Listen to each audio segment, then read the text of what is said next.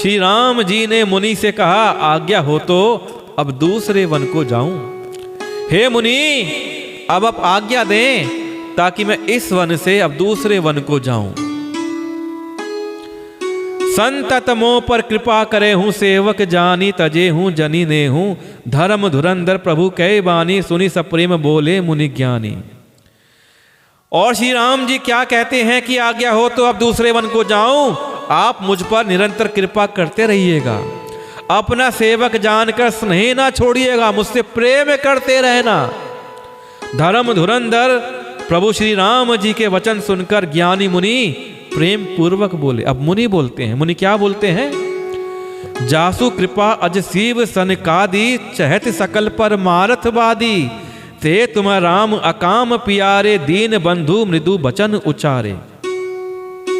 कि ब्रह्म शिव सनकादि सभी परमार्थवादी तत्ववेत्ता जिनकी कृपा चाहते हैं, हे राम जी आप वही निष्काम पुरुषों के प्रिय और दीनों के बंधु भगवान हैं, कि जिनकी कृपा सब पाना चाहते हैं, शिव जी भी, ब्रह्मा भी और सब लोग, सब परमार्थवादी, आप तो वही श्री राम जी हैं, वही दीनों के बंधु भगवान हैं, जो इस प्रकार कोमल वचन बोल रहे हैं। अब जानी मैं श्री चतुराई, भजी तुम्हारी सब देव बिहाई, जे ही समान अति से नहीं कोई, ताकरशील कस ना अस होई। अब मैंने लक्ष्मी जी की चतुराई समझी।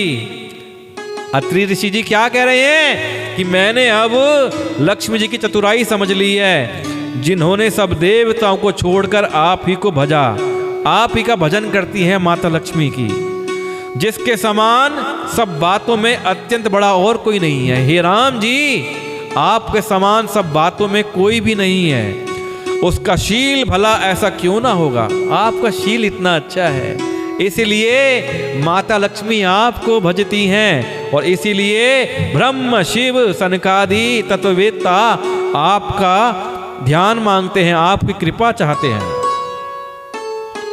के ही विधि कहो जाहूं, अब स्वामी कहूं नाथ तुम अंतर जामी। अस कही प्रभु बिलोकी मुनि धीरा, लोचन जल बह पुलक शरीरा। मैं किस प्रकार कहूं, हे स्वामी आप अब जाइए।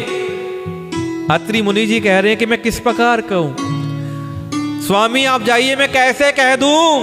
हे नाथ आप अंतर्यामी हैं, आप ही कहिए। ऐसा कहकर धीर मुनि प्रभु को देखने लगे।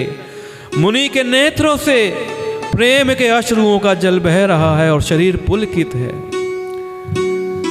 हमारे अत्रि मुनि जी हैं, उनके नेत्रों से ऐसा कहते कहते अश्रु बहने लगे, उनका शरीर पुलकित हो गया। तन पुलक निर्भर प्रेम पूरन, नयन मुख पंकज दिए, मन ज्ञान गुण गोतित प्रभु में, देख जप तप का किए। जप जोग धर्म समूह ते, नर भगति अनुपम पावई, रघुबीर चरित पुनीत निसी दिन, दास तुलसी गावई। मुनि अत्यंत प्रेम से पूर्ण है, उनका शरीर पुलकित है और नेत्रों को श्री राम जी के मुख कमल में लगाए हुए हैं। क्या बात है, आप दृश्य देखिए कि अत्रि मुनि के शरीर में प्रेम ही प्रेम भरा हुआ है, उनका शरीर पुलकित है और उनके नेत्र श्री राम जी को निहारे जा रहे हैं, उनके मुख को देखे जा रहे हैं। और मन में ऋषि जी क्या विचार कर रहे हैं कि हाय मैंने ऐसे कौन कौन से जप तप किए हैं जिनके कारण मन ज्ञान और गुण इंद्रियों से परे मैंने प्रभु के दर्शन पा लिए हैं। जब योग और धर्म समूह से मनुष्य अनुपम भक्ति को पाता है, श्री रघुवीर के पवित्र चरित्र को तुलसीदास रात रात दिन गाता है। आह क्या बात है।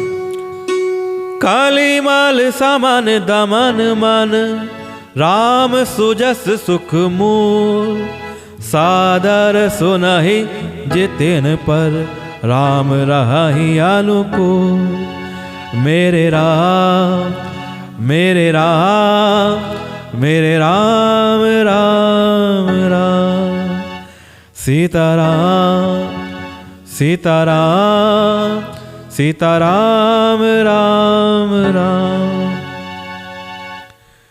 श्री राम जी का सुंदर यश कलियुग के पापों का नाश करने वाला है, मन को दमन करने वाला है और सुख का मूल है, ऐसा तुलसीदास जी कह रहे हैं कि जो लोग इसे आदर पूर्वक सुनते हैं उन पर श्री राम जी प्रसन्न रहते हैं।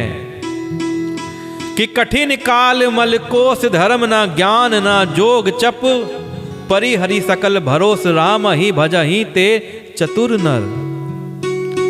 अरण्य कांड का सोरठा नंबर 6 है कि यह कठिन कलिकाल यानी कलयुग पापों का खजाना है। इसमें ना धर्म है, ना ज्ञान है, ना योग है, ना जप है। इसमें तो जो लोग सब भरोसों को छोड़कर श्री राम को ही भजते हैं वह ही चतुर हैं। तो तुलसीदास जी क्या व्याख्यान कहते हैं कि ना धर्म काम करेगा, ना ज्ञान काम करेगा, ना योग काम करेगा, ना जप काम करेगा। क्या काम करेगा? जो श्री राम को भजेगा, श्री राम का भजन, श्री राम का नाम जाप ही काम करेगा। और जो इस नाम जाप, जो श्री राम का नाम जाप करेगा वो ही इस कलयुग में चतुर है। कि मुनि पद कमल नाई करी सीसा, चले बनहि सुर नर मुनि ईसा। अब मुनि के चरण कमलों में सिर नवा कर देवता मनुष्य और मुनियों के स्वामी कौन हैं? देवता मनुष्य और मुनियों के स्वामी कौन हैं? मेरे राम जी हैं, राघव जी हैं। तो मुनि के चरण कमलों में सिर नवा कर देवता मनुष्य और मुनियों के स्वामी श्री राम जी वन को चले।